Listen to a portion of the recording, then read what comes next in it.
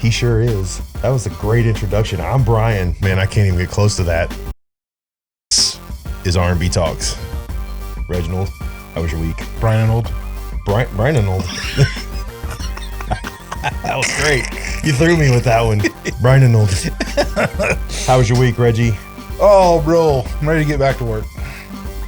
I've never said that after a vacation, honestly. See, it's like, so it's like you have full intention of, so okay, let me back this up. You're at work, and especially if you're in a corporate environment, you don't really want to be in corporate environment. You get tired of it. You reach this point where you're like, you know what? I shouldn't be here. There's gonna be like an HR incident. Take a break. So it reached that point. So I'm like, yeah, just take a break. You know, the girls were off at their American Heritage Girls summer camp. Mm-hmm. So it'd just be me here. I could just do whatever I want, whatever. But I just wake up and I'm like, okay, cool. Anything else? So I'm going to do this. So it's just like, I'm just busting my balls all day, with all kinds of stuff. So I'm just tired, man. It's like just physically exhausted. But I love it. I mean, like, it's just, I'm just sitting there and we'll talk about this a little bit later, but I mean, I like, okay, I'm hungry. I'm going to fix something to eat. So I fix something to eat. I turn on like Clarkson's Farm and it's like 10 minutes into it. I'm done eating. I'm like, okay, cool. Let me stop it. I mean, that's what it's been like this week, dude. Yep. I mean, just, everything, but it's cool. If I could like not work and make enough money, and it's like one of those things where I think I have the mental fortitude to be one of those guys who lives off the grid with his family, and they, Mm-hmm. but I don't really want to do that right now. I don't. I like electricity. I'll be honest. I like to be able to turn a switch and the lights come on, and then turn the switch and they go off. Speaking of that, so we had a power outage. What was it? I don't know. It was one night this week. Okay. And so I woke up next morning and my very large monitor had taken a dump. Just decided it was no longer going to work. So have you replaced it thusly? Dude, I did. I didn't, man. You want to talk about expensive? That stuff just expensive. Oh yeah. The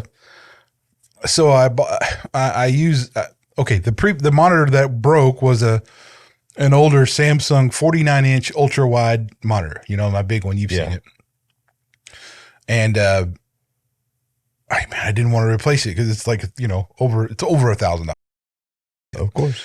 So I searched around. I found a 2023 model of the Samsung Odyssey Neo thing. X. It's the same size, for like, so it was $1,300 or something, but I didn't, it's like, because like a monitor is one of those things. It's not like it's a necessity, but like, it's not one of those cool things that, this will really change my experience kind of thing. No, it's a monitor. It's a monitor. It's a monitor. Yeah. People ask me why I got my laptop upgraded, didn't buy a laptop. Upgrade to memory, upgrade to RAM. Let's not worry about it. So we did a little more digging into the whole Trump thing this week. I am going to share. Please share. 8 years ago, Trump's lawyer paid $130,000 to a woman called Stormy Daniels to prevent her from alleging an affair with him. Such hush money payments are not illegal. The alleged wrongdoing is that the payment was falsely categorized in financial records as a legal, and thus the payment was covered up. Thus, the charge would have been one of falsifying business records. Okay. This would ordinarily amount to no more than a misdemeanor. Legally speaking, misdemeanors are normally punishable by way of a fine, which is true. In any event, the statute of limitations meant it happened too long ago to be tried. Okay. Therefore, the former Manhattan, who's a staunchly Democrat, by the way, Manhattan District Attorney declined to prosecute, as did Biden's own Justice Department. Now, but the current Manhattan for election on a platform of promising to prosecute Trump. He worked around the statute of limitations by elevating the charge to a felony rather than a misdemeanor. Felonies are more serious and punishable by prison terms. Yes, we know that. In order for the crime, falsification of business records, it must have been committed in the course of committing another felony. Okay? This other felony was never identified. There's something. This means that the exact crime being alleged was not fully, clearly, or properly identified. It is unclear after 6 weeks of trial. Does not really know what they are being charged with. They cannot defend themselves. There you go. Okay. The jury was drawn from an area that votes Trump at a rate of just a few % of the population, meaning impartiality was improbable. So there's that. We know that. There were counts because there is a paper trail in things like this: checks, invoices, records, and every piece of quote unquote paper was charged as a separate count. Each count has its own cumulative jail sentence. So that's how they got all these different counts, with each piece. In theory, he could be sentenced to 136 years in prison. In practice, he may be sentenced anywhere from 0 to 136 years. It will be interesting to see whether or not blah, blah, blah, blah. The hush money thing. Okay, look, the hush money thing. Look, no, this is not one of those times where I'm like, not about Stormy Daniels. I'm just out. The eek, right? Well, she is ick, but that's okay. I know, but okay, so it's, I get that, but all the hush money and all that kind of stuff. But at the end of the day, it wasn't an illegal action. Yes. It was a contract entered into by a consenting in exchange for cash. But here's one for you that I've really found interesting. Okay, so the way that a jury works is that it has to be a unanimous decision, correct? Unanimous decision. One juror can cause a hung jury. The judge in this case, which is historically a hysterical left-wing nutball, spoke to the jury, which is illegal. He instructed the jury on how to get around by saying, well, if 4 of you agree on one count, then I'll consider that a unanimous consent. If 4 of you agree on the other count, I'll just consider that a unanimous consent. You literally changed the law for the sake of prosecuting this man to guilty. And here's the thing. You and Alvin Bragg both did it openly and without apology. Yeah, I mean, a complete just disregard of the current justice system. Yeah. I mean, it really is. This is absolutely nonsense. And here's the thing. It doesn't matter if you like Trump, whatever. This is really, really bad for setting precedents for future things and whatnot. It's also just scummy and it's sleazy. And it's like, whether or not you think even Donald Trump is scummy or sleazy, this right here is using the system in a public, corrupt manner. It is garbage. You're trying to jail a man for doing nothing wrong. And here's what this does. This is a situation or an example of, if you are unpopular in your speech or your mannerisms and enough people decide they don't like you, regardless of your rights as an American, they can have you jailed and you've not done anything wrong. Yep. That's your worst nightmare in the justice system, right? Like, let's forget innocent and guilty and, the errors that already go on in our current justice system. This is essentially a way to delete people. Yeah, and here's some more.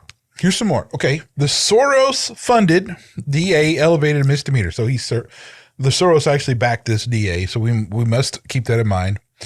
The lead prosecutor resigned his position as the 3rd highest ranking member of Biden's DOJ to join Alvin Bragg's team. Resigned it just to go after Trump. Okay, there's that. The judge donated. Here's the thing. The judge donated to Joe Biden and has a daughter who raised millions of dollars for Democrats off the Trump prosecutions. Yep. Okay. So look, like, there you go. The other lead prosecutor also donated to Joe Biden. The lead witness that the whole case relied on is a convicted perjurer and serial liar who admitted during the trial to stealing money from the Trump organization. Okay, so that's awesome. Okay, so here we go. The judge put a gag order on Donald Trump for pointing out the political conflicts of interest to the people prosecuted. The crime relies on paying, Trump paying off Stormy Daniels, conceal another crime not mentioned in the indictment. The judge barred Trump's defense from explaining to jury that no campaign finance violation occurred, but allowed prosecutors to assert as fact in their closing that there was. The judge cleared out the courtroom when Michael Cohen's former attorney was exonerating Trump, but allowed the prosecution to bring in Stormy Daniels to talk about whether or not Trump used the condom. This is so. I'm telling you, the judge barred a former FEC commissioner from testifying that nothing wrong. The judge is allowing the jury to have. Well, this is what you already said. Recent unanimous decision. Blah blah blah. I mean, look, man, this is so bad, bro. It is so bad.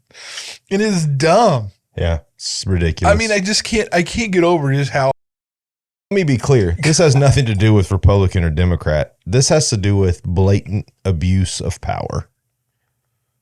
Blatant. I feel like blatant isn't a strong enough word. It's not a long enough word, really. I think we need to make up a word like a shabam. That's how bad it is. Like, it's got to have a powerful word to go along with it. I mean, if they were doing this to Barack Obama as openly as they were doing this to Trump, I'd be pointing out the same thing. It's hypocrisy at its worst. And speaking of hypocrisy, right I think on. you brought up something to me right before here that kind of tremendously. Oh, we're talking about Ben? Mm-hmm. Oh, dude. Ben's been scapegoating people, man. Look, I'm going to be honest with you, and this is going to humble me. I was a big Ben Shapiro fan. But apparently our boy's been paying folks, as a matter of fact, to write hit pieces on people that disagree with the Daily Wire. They have apparently found emails and trails of things that lead to Ben Shapiro gut stomping people through other people that he disagrees with. And I'll be honest with you, something that I usually watch. If Ben Shapiro pops up on my feed, I'll usually watch it because it's at least entertaining, right? But our boy Ben's been getting his butt handed to him a little bit lately. Well, so where did you see this at, for one? I There's several videos that have been posted on YouTube.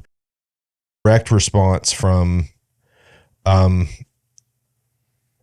girl, Candace Owens, who reads openly the emails that she was sent by a Daily Wire, or not a Daily Wire, Daily News reporter that was asking questions and was reading off the charges that were sent to her by the Daily Wire, which were signed off on Ben Shapiro, which were kind of blatantly petty, right? Things like it was a pay thing. She didn't have high ratings. She had one of the highest rated on the Daily Wire. The Greatest Lie Ever Told. Not only was it a great documentary, but it was one of the highest rated documentaries that they had. Yeah. She said it was about money. She said, my contract was my contract. I never fought about money. These were accusations sent by the Daily Wire via Ben Shapiro to cover up why she was fired, which is apparently she disagreed with Ben Shapiro about certain things religiously.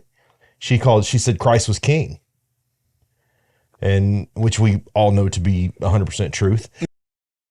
Apparently our boy Ben, Jewish Ben, didn't like that, and apparently kicked her out, and apparently has the same problem with Tucker Carlson.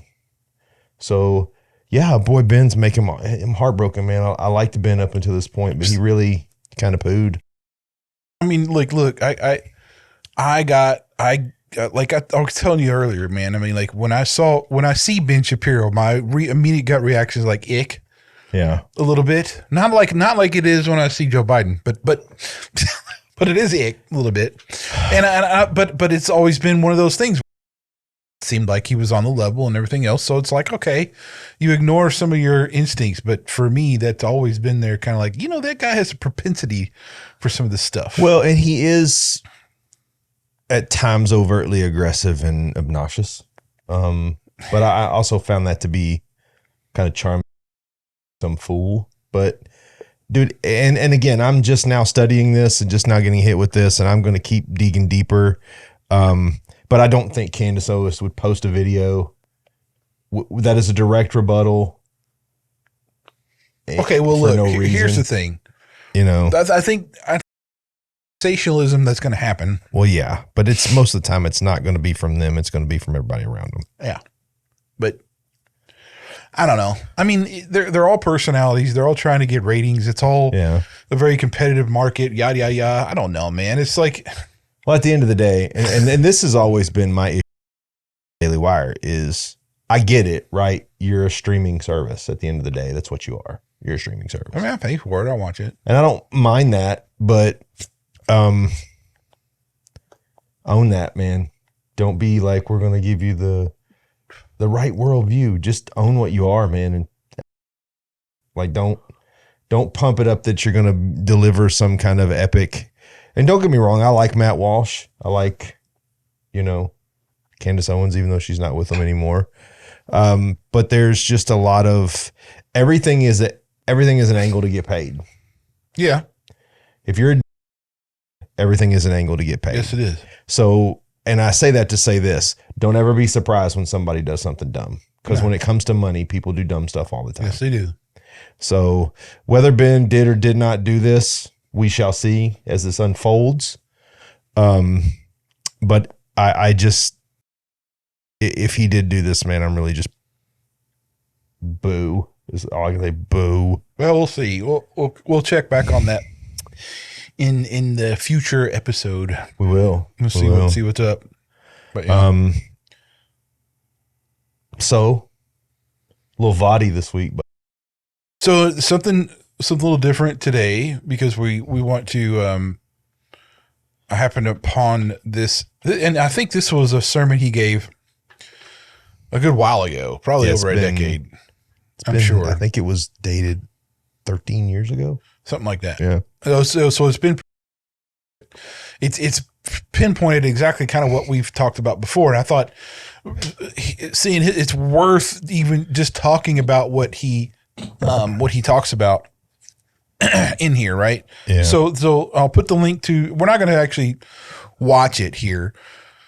I think we just did that, but the link is in the description. It's called "What Does a Biblical Man Look Like?" Yes. And as usual with Voddie, when he starts talking, other things, although he is direct with his subject, other things will unfold from what Voddie said in all this. And what I really enjoyed about this was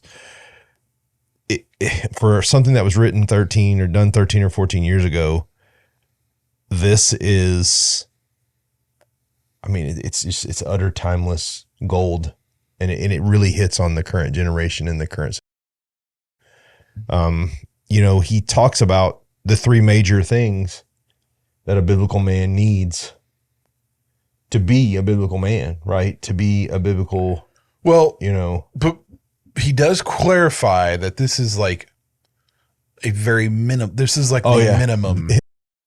Minimum is was the phrase he used. Bare minimum. I mean, because to be fair, these are big three things, and I mean, even inside of those three things, we could whittle it down. But and on top of that too, I mean, one of the things that we're going to talk about, I struggle with.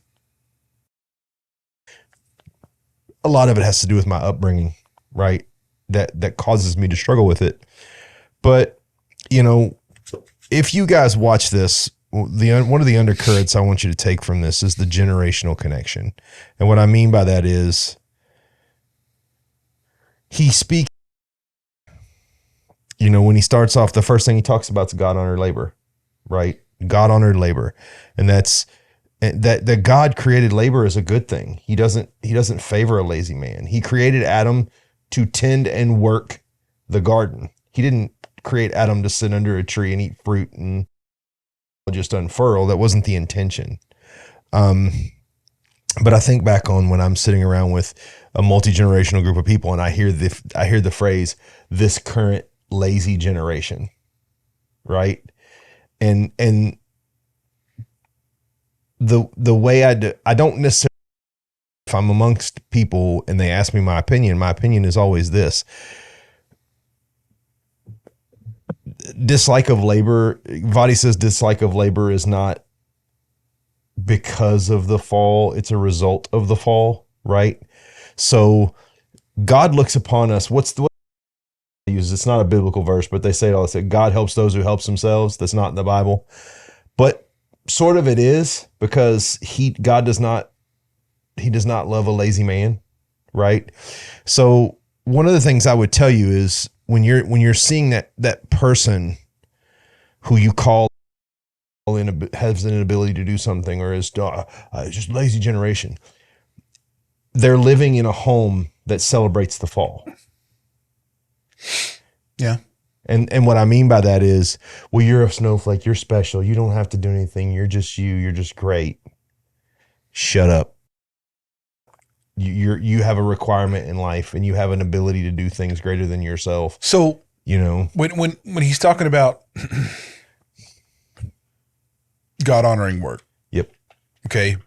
That made me think of the points in James, which just so happens to be stuff I was studying for Liberty, about faith and work.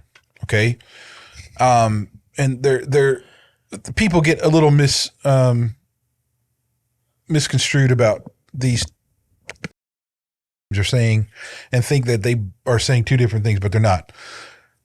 And so here's what I'm talking about. Paul says, faith is it.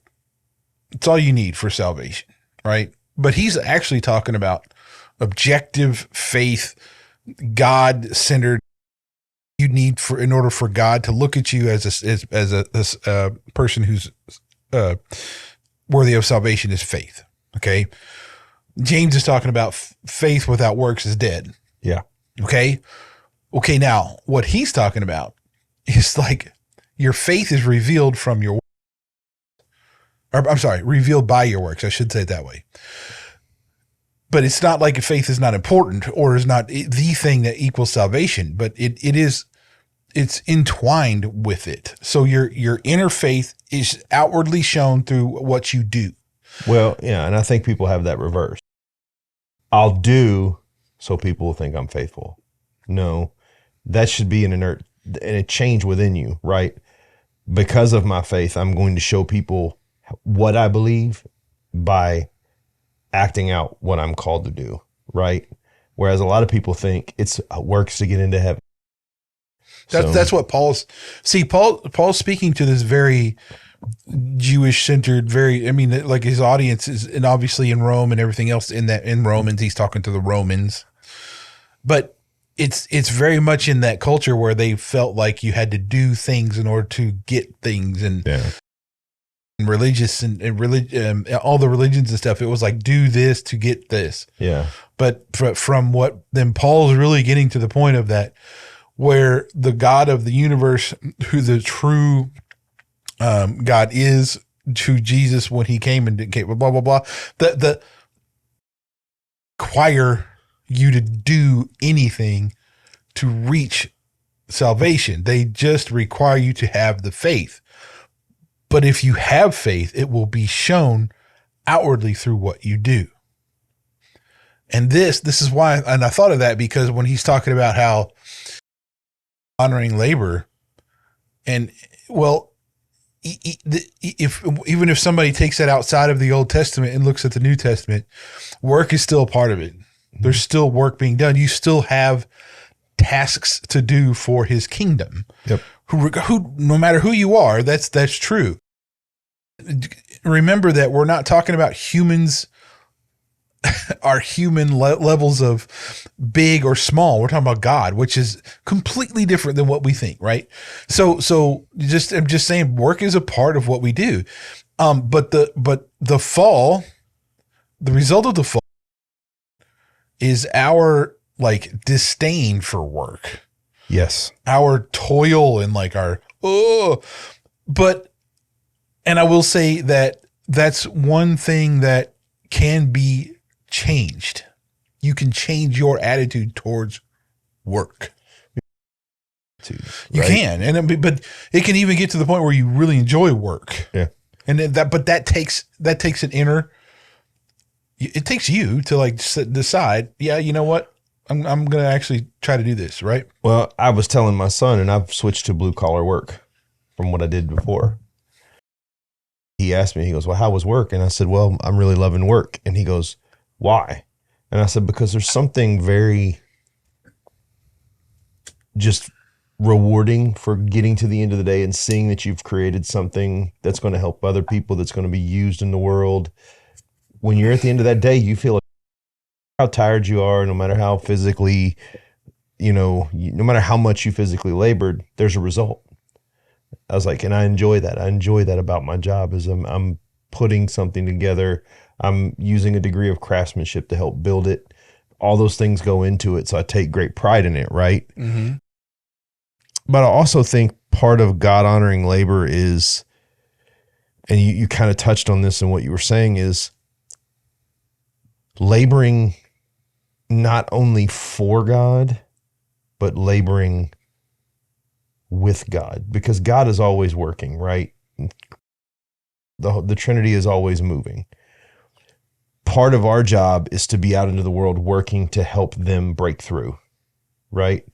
We can't save anybody, but we can certainly lay the foundations and sow the seeds for somebody to have some preparedness for what might come, right? So I think part of that is that he talks about also knowing God's law. Well, part of that is the labor, right? You must labor to know God's law. You must learn and educate yourself. And those are the things that, I think, again, he ties everything else together so well. But I think you look at, parables in the Bible that talk about God honoring labor, right? I mean, you can go to 1,000 examples of God honoring labor. You can go to the 3 slaves, right? That was a kind of an example of, or the 3 servants that one, the one wasted it. The one gave him the same. The one labored for more was given more. I think that's a great example of God honoring labor, right? If you're wasting your time and you're not doing anything with what God gave you, then you're probably going to lose. If you're just kind of status quo, then you're always going to be just kind of status quo. That's true. But if you're pushing out there and you're trying to be it's something that I've always felt blessed about, was that I don't really ever have a problem talking to anybody about what I believe. Like, if you want to have a conversation about what I believe, absolutely. If you want to know why I believe it, absolutely. Which I think kind of feeds into the part where people go, oh, you must really be. No, it's not difficult at all to talk to anybody about what I believe or try to help them find ways to do it. So, but yes, I think God honoring labor is, I feel like he stayed with that one the most. If you watched it, that was a very large part of that sermon. Yeah, let's the ball field, billfold in the bedroom. Yes. Okay. So Brian, when he really introduced this idea, what was he really talking about when he was saying ball field, billfold in the bedroom? Well, he's talking about the way that we gauge a real man, right? Ball field. Are you a big time athlete? Are you doesn't even have to be the ball field. Are you a CEO? Are you making the big bucks, which feeds into the billfold? How much money do you got? And then it feeds into the bedroom. What's your prowess in the bedroom? Which all of those things, I mean, it's really strange, because if you think about the men that even might reach that qualification, what's that, maybe 1%, right? So how did that become the standard for all, right? Like, and I certainly don't want my sons judged that way. Not at all. I want my sons character, you know.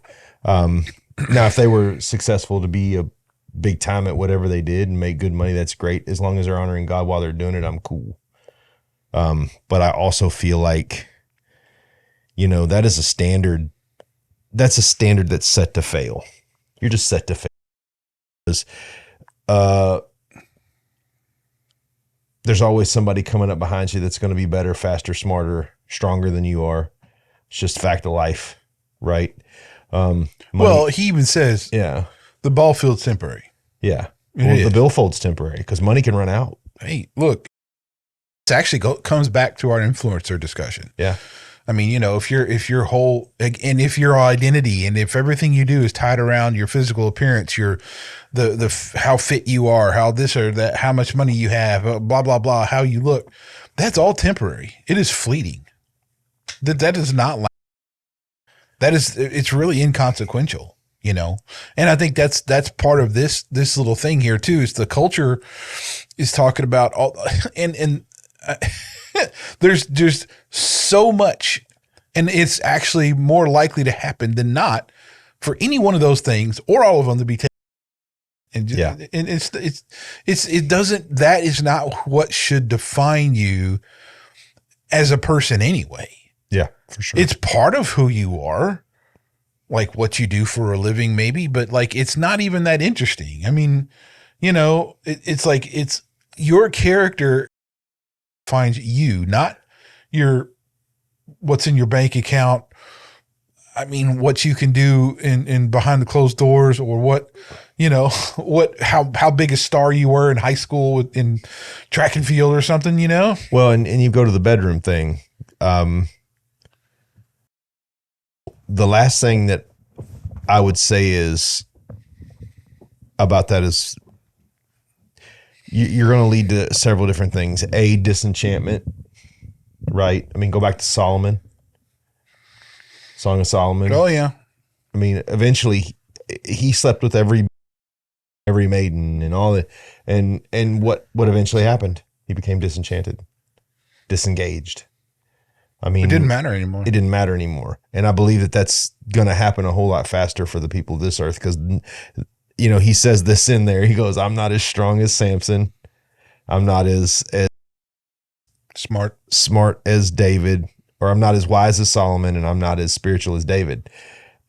Because you don't have, we are such, and please be, it's okay when I say this, I'm not insulting people. We are a base creature in God's eyes. Yeah. We are a creature. So what would drive a wise man like Solomon to disenchantment would happen in an iota of the time for us. So if you're sleeping around with different women and you're doing all these things and you're just making an absolute mockery of God's intent for us, and sexual relationship that he wants us to engage in, it's going to lead to a train wreck. You could wind up with a disease. You could wind up with a terrible reputation. You could wind up being an outcast in your community. There's all kinds of things that can happen from that. So, well, you know, yeah, I do want to go pinpoint a little bit on the ball field thing. Okay. Because it's certainly, I see it as a problem in our current culture where you have your kids and you just run your kids around to the traveling teams and doing all this other stuff. And it's just, you're constantly moving around with this. That is not, I mean, sure, your kid could be a stellar athlete or whatever, but the percentage and likely thing that's going to go beyond college. Yeah.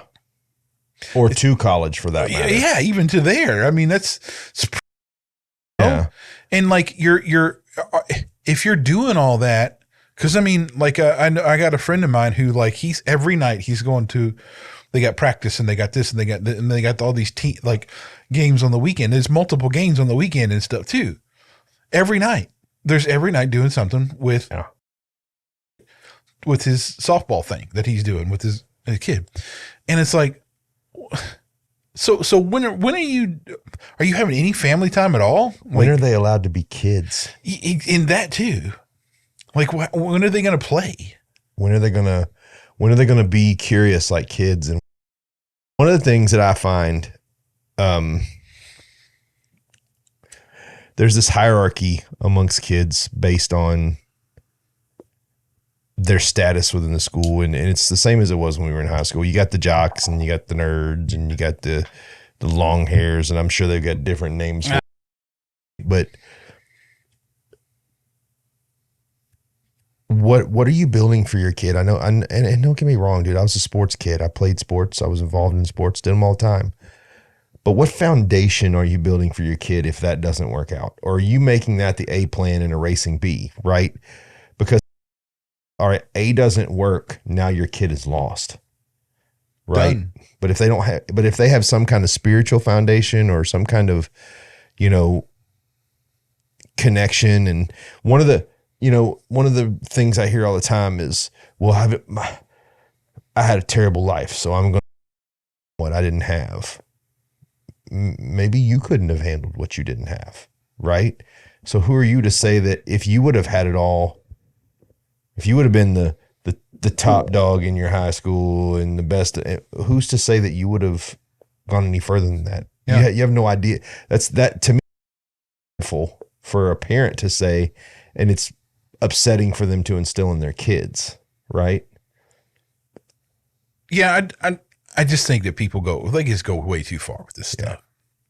And I'm not saying that you shouldn't or like, because I'm sure there's particular families or whatever can deal with the amount of that some of this stuff is, but it's just, life is more than just that particular ball game. Yeah.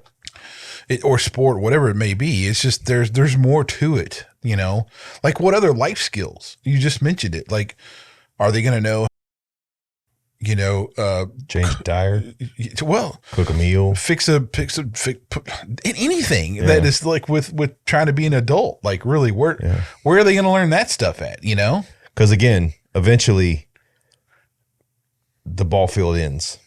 Well, and it builds character and all this kind of stuff. But then even Voddie, and this was something I've known for a long time, and we all have. Yeah. If team sports built the best, if like that's where you found the best character, then the NFL, NBA would be where you best character at, and that's obviously not. And that is horrifyingly not true. No. And that's not to say that there aren't individuals within those sports that do have good character. Indeed. But the majority, and I could run down about 20 names, are literally just cartoons of what a human should be. Like you're and this is kind of a side subject, but I think one of the things that happens is, and if you look at a lot of these athletes who are leaning into the word, they've never been on their own, and they're going with the flow of the people around them. They're not being their own person. And again, they've not experienced, they've life been so involved with the ball game, they have no idea what the real world is really like outside of the ball field. That's right. Anyway. And then they get out into the world and crumble. So. Yes. All right. So the 3 minimum things he talked about was committed to God, honor, and labor, which we've already talked about. Committed to God's law, committed to the priority of the family. So about the God honoring labor, where that's like, God does not abide a lazy man, period. Yeah, not at all.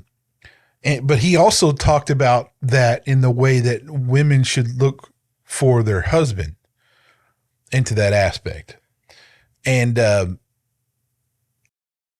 he got into the topic that I've decided a long time ago was the natural way, but dating is like unbiblical. There's nothing called dating is not a biblical thing or something that's a function of the culture. That is not the biblical way to go about your future husband or wife. And he really points into that. He goes, there's three relationships in the Bible, but as far as that goes, it's like betrothed, you're married, or you're going to be married. like a weird dating scenario. So yes, Samson did not date Delilah. no. But I mean, that's what it is. It's like you don't. You really need to get to know someone beyond a romantic interest first. And I mean by that is, and he talks about this too, about like, you know, doing it young. And I totally agree with this. But it wasn't like I was opposed to marriage.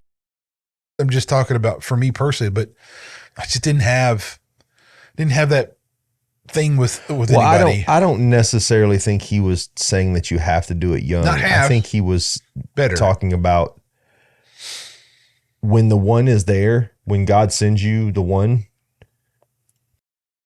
don't wait. Like he talks about, you know, when he was engaged to his wife, or he was, you know, you need to finish school. No, I will not. That's telling my wife to be that my education is more important than her.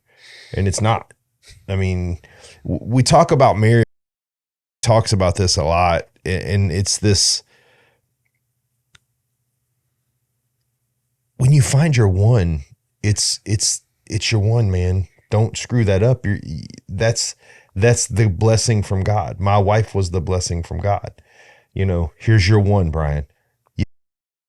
And I did. I dated before that, but it never worked out. It was always just a garbage situation. But I mean, that's what I'm saying. Like, I was in that dating world. That was what I was doing wrong. Yeah.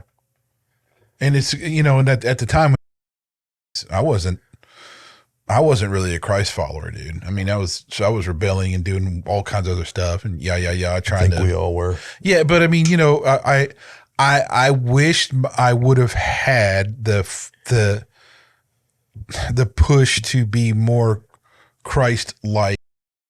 And it's not like my dad didn't. My dad was a Pentecostal. I mean, good grief, but it was me. I just couldn't.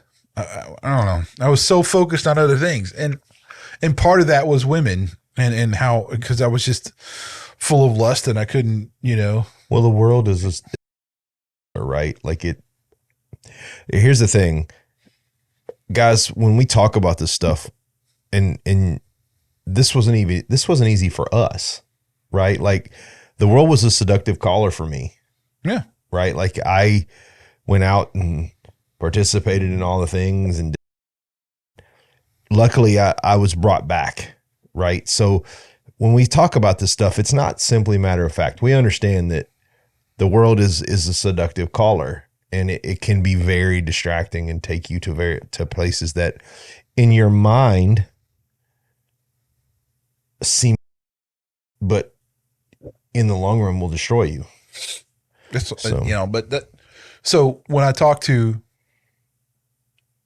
my daughters, it's not about dating. It's not about boyfriend, girlfriend. It's not about anything else. It's just about, look, you get to know another dude. You're not dating him. You're not doing any of that stuff, because that makes no sense. You're just trying to get to know the guy and just see if he's a good guy or not. And if he follows these three, I mean, these are actually three things that we've talked about in my family. Now, my kids are way young. I'm not there yet. Flies by. Mm-hmm. But, yeah. So the one that he was, that I thought was really interesting, that I didn't put into that word, was committed to God's law. Yes. A man being committed to God's law. For knowing God's law, because you can't be committed to it if you don't know it. There are 10 commandments. You know, he talks about that being the basics for what he would judge. If his daughter were to bring a guy home and he didn't know the 10 commandments, get out of my house until you at least know 5. But I mean, and you know, I love the first 4 don't have a promise. Yeah. You know, there's it. no promise until the 5th one, right? No. So there's, if you want to be known as someone who holds wisdom, if you want to be known as someone who is wise to the people, Know God's laws. Know what's right and wrong. Know what sin is. Know what sin isn't. Right. Those are all characteristics of the individual that would be considered wise. I surround myself with wise counsel. The people I spend the most time with outside of work, because unfortunately, when you work, you don't always work with, biblically centered people. Which is, I'm not knocking anybody. Hopefully opportunities will come for me to engage on that level. But, surround yourself with wise counsel and you will know God's law. You will get truth, right? And it's just so important, man. He's hit it on the head, God's commandments, God's law should guide us all, but it should especially guide someone who wants to head a household.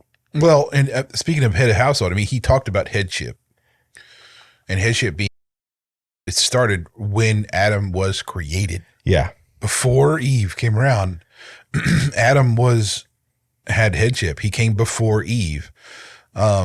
He was meant to, and this is the thing that I think a lot of people get confused about, but disciple the woman. Well, and also, oh my gosh, also Adam is a great example of screwing up the headship. Yeah, well, usurping authority there. Hey, that woman you gave me, God. I mean, I love it when we try to blame that on women. Bruh, your husband, your godly centered husband is supposed to protect you and is supposed to defend you. And Adam just threw her under the bus like roadkill. Well, as we get farther, as our culture has gotten farther and farther away from the, I guess the more labor intensive life that the culture we used to have to be. We got vehicles, we got computers, we got, automated this and that, and, dishwashers, and you got your phones, and yet, 200 years ago we were, it was a whole different thing. But the farther we get along with it, the more lackadaisical it becomes to be physically anything, instead of just working out in the field or whatever. Yeah. but I mean, that has changed how we think, and what so in other words, I guess what the point I'm getting to is, over the centuries, we men have allowed the culture to do what it's done. It couldn't have happened if we didn't allow it. If men, we did that. That's the thing we have to look at and say, it's our fault. We did not assume that position of headship. We did not keep it. We didn't. Manner in order to allow some of this stuff to happen in our culture. We did that. That we did. We can tell, women can do this and that. Okay, fine. But still, it's not going to happen if we don't allow it to happen. And we did. And I think that's a point that that's far beyond this, but it started in the garden. It went on through Old Testament into New Testament into today. I mean, it's that headship is built into the man to be. And like he says, man, you're not going to do you're not going to do it right unless it's a purposeful thing.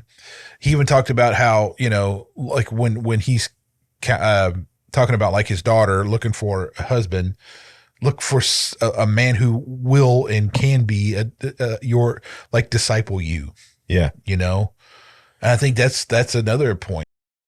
Talking about young, man, what if you look around now in 2024, a 20-year-old being able to disciple somebody seems pretty difficult. Pretty rare. Yeah. But at the same token, that doesn't mean it shouldn't be that way.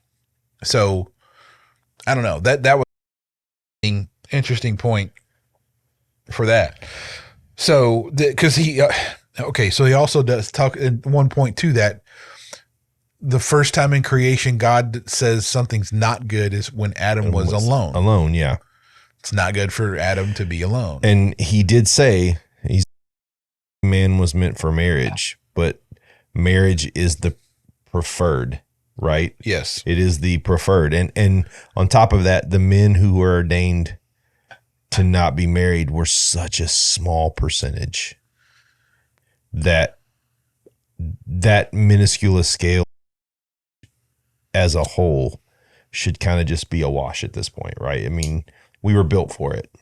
You know, I think when you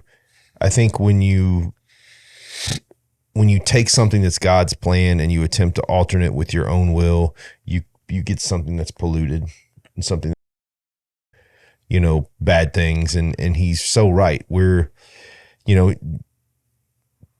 I made it. It was good. I made it. It was good. I made it. It was good. It's not good for Adam to be alone. Right.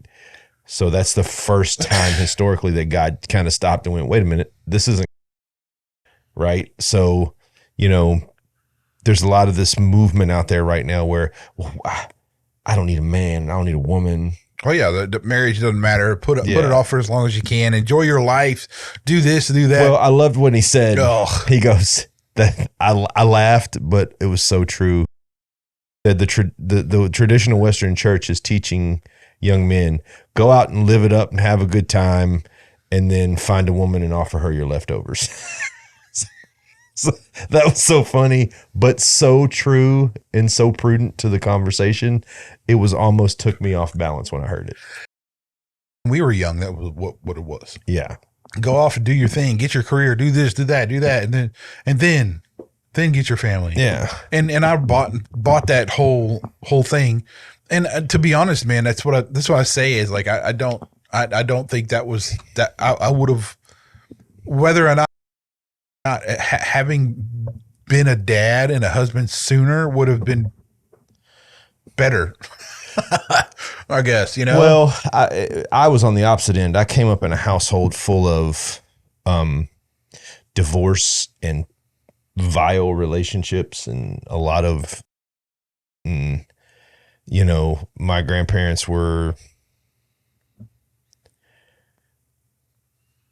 not fans of each other. We'll say it in a nice way. Like they spoke down to each other and said horrible things to each other at times. And, you know, I think I can only think of a family of where divorce did not happen. And one of them was a very miserable marriage up until the day they passed away. And, for me, it was, well, dude, if that's what marriage is, yeah, you can keep. Well, that's examples right? of bad marriage that really shouldn't have been repeated. Fair, but I also am very proud of the fact that I've kind of been a generational curse destroyer, right? Like I've been married to my wife for 22 years now. Love her to death, man. She's my favorite human being, dude. Like she's this great blessing to me. I don't, you know, if anything, I'm guilty of not giving her enough accolades for how hard she works and what she does with our kids and things like that, because I get so tied up in trying to be a provider. But which goes to the family thing. One of the things that I struggle with, and I didn't until I was listening to this because you and I both, I think, had listened to this before, but until I really sat down and I really focused on this week, when he talks about a multi-generational vision. Yes. I struggle with that. I really, and I think that has a lot to do with my background and seeing the generations in my background struggle. It's always been very difficult for me to think beyond my kids. And so that multi-generational vision for me is a very difficult thing to manifest. So. Yeah, but it's not really that, okay, difficult, and I can see where it'd be difficult. However, if you boil that down to you're impacting your sons to go forth and be warriors and do that well so that they can impart that onto their sons and daughters and that kind of thing, right? Yeah. There's a multi-generational vision, but it starts with there. Yeah. You know, And it's really something to like, when my daughters get older, it'll be conversation. Like, look, it's my influence is only going to go so far. Yeah. So I need you all to keep and take the torch and keep passing it on so that your vision it's not corrupted or whatever. Right. And so it's like having that foresight to just understand that what you do with your kids matters generationally for generations to come. Yeah. And so the more you impart, the more you lift up, encourage and grow and help your kids just be the best selves that the closest to Christ that God has said that's the best you can. If you just do that, you are looking at a better multi-generational vision than what you had before. For right. Sure. So the other thing about priority to the family is like, and especially he was really pointing this at the ladies to say like, hey ladies, what you want out of a husband, right? He didn't really say it too much as about like in the scope of like, this is what it means to be a man, but it's like, as it means to be a husband, what it means to be a father. Yeah. Right. Mm-hmm. And one of the key things he was saying is like, well, and he actually said, well, ladies, how would you know that they have a priority for the family? Absolutely. Yes. And it was like, is he obedient and respectful? Mm-hmm. And does he honor his mother and father? That's really the key there, to kind of think if he's family centric. Yeah. And that's part of what's important to him. He'll honor and respect his mother and father. And on top of that too, again, not to keep, kicking a dead horse, but with my background, I don't have a lot of that family, that my mother's not really involved. So what I've determined to do is make my home family centric, right? To teach my kids, you want to treat your family. You want to love them. You want to cherish them. You want to raise them up to be good, strong people. You want to raise them to be kind, those things. I'm starting with your generation, though, Brian. But I say that because I know there's a lot of people that have had that situation, right? And a great upbringing. Yeah. And they'll be like, well, I don't have those examples. Then be the example. Exactly. Like, right? And that's part of the multi-generational vision too, though. It's not like, okay, so you didn't have that. Fair enough. But you can be that for that Absolutely. Generation. Yes. They can be that for the next generation. Yes, they can be that generation, right? Yeah. They can't be that way unless you be that way. Yeah. That's the whole point there. Yeah. And so, because, I mean, there's a lot of people who had really terrible experiences with their parents and all that kind of stuff, or parents that really didn't, that weren't around, or, whatever. So, yeah, I mean, but you have an opportunity to make generational change. I do. All right. That's the Cliff Notes version. Well, I'll tell you, if I could encourage anybody to do anything, we're going to post the link to this sermon. Watch it. Read the sermon. You can't. The words are on the page. That's true. Watch the sermon and really just kind of think about Voddie is a speaker of truth, man. He's such a great example of what it means to really speak earnestly from a position of wanting to be God-centered. And I encourage anybody who's got time, likes to listen, to turn a little. It's never going to be a heartbreaker. You're always going to learn something great from it. But I would also encourage you to, really take the message to heart, because it is a great message, man. It really is. Like he's such a good deliverer of the word and of the translation of the word and just of the word, and he just delivers it all so well. But again, committed, a man, the 3 minimum steps. Minimum. Yeah, God honoring labor. Reggie. Committed to the law. Committed to the law and committed to the family. That's if you're, and really honestly, if you're doing those three things, you got a huge head start, right? Because I know a lot of guys who aren't Christians, but are good family men. They work, they labor hard. They don't complain. They love their kids. They take care of their spouse. You know, they're just missing that, right? And that's what I'd say I would pray for those men is if you can find that God-centered life to add into that, man, it's going to be so much better, right? Speaking of work, I fixed my beechwood problem. I did beechwood problem. I did. Remember we talked about last episode, my troubles with the beech and the unwilling it to the antithesis of the felling axe. Oh, okay. Or the splitting axe. I thought of it as a challenge. Oh, it was. It was for about 30 seconds. It was your nemesis. But it no longer, it has been pummeled. It has been pummeled. It is destroyed. It has been pummeled into submission. I have alleviated it. Okay, how did you fix that problem? I just hit it harder. You just kept hitting it. Man. Which is probably why your back hurts right now. So I tore it up, man. It's good. It's good. The fourth lesson of manlyhood, just hit it harder. If one doesn't do it harder. Hit it, yeah. One doesn't do it, just repeat it until something happens. Repeat step one. Yeah, it was funny, man. And maybe because it was just too wet. It could have been, I don't know, something. But yeah, I went out there the next time and I was just like, I was like, okay.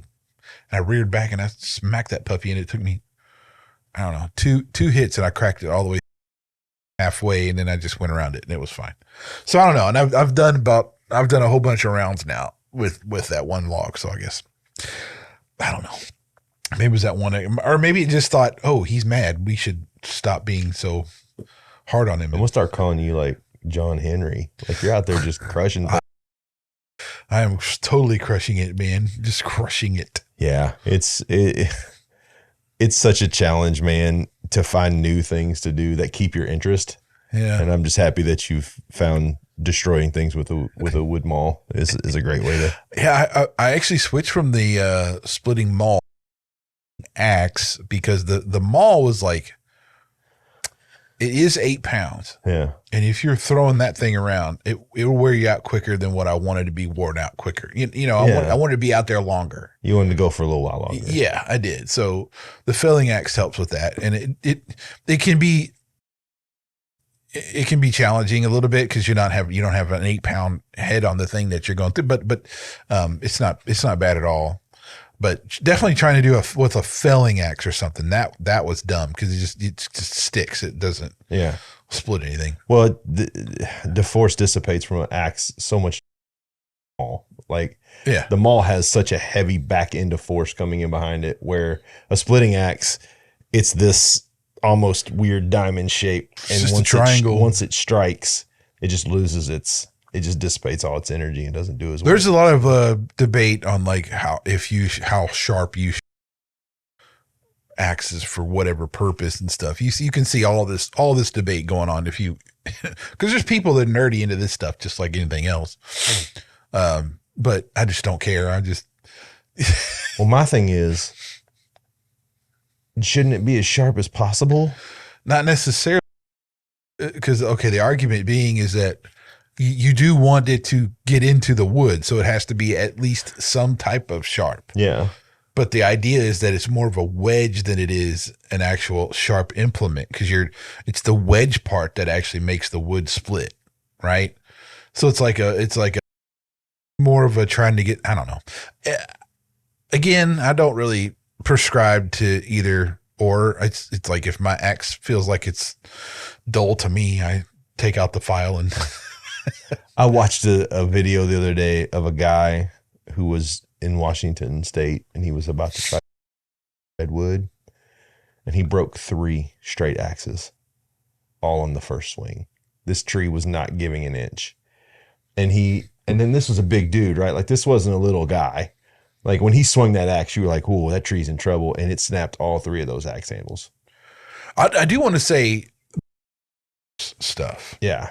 Now, I think people need to understand that is not the same axes you use for like normal stuff. Those are like weighted different. They got a different kind of head on them. Their handles are a little different and stuff like that. That's really, really meant for a specific purpose. So just don't think that you're going to go out and do what they do, I guess is what. See, I guess I'm just off because I figured just sharpen that bad boy to a little slice like a hair on your head, different purposes. And then just go out there and hack it in half. I mean, at what is it? Abe Lincoln said if you got 8 hours, it's not a waste to spend 6 of them sharpening your axe or something like that. I can't remember what he said, but point being is that the sharper your tool, the better off you're going to be. But I don't know. Again, I know when it feels weird, there's a point where it's like, okay, I need to give this a touch up. It's just, need to sharpen my wood maul. All right, folks, we appreciate your patronage. Like, subscribe. SUBSCRIBE. SUBSCRIBE. Subscribe. Spelling bee champion, Brian. Subscribe. Yes, it's a little bottom right. Why is it always going to be color? Because mine's always black, man. No, it's not. Mine is. No, like default, I think on YouTube's red. Maybe I'm colorblind. I don't know. Anyways, whatever color the subscribe button is, or just read it. Please click it and follow us. That would be great. But most of all, please have a great day, great week. We'll see you next week. We're R&B Talks. See you later. Bye-bye.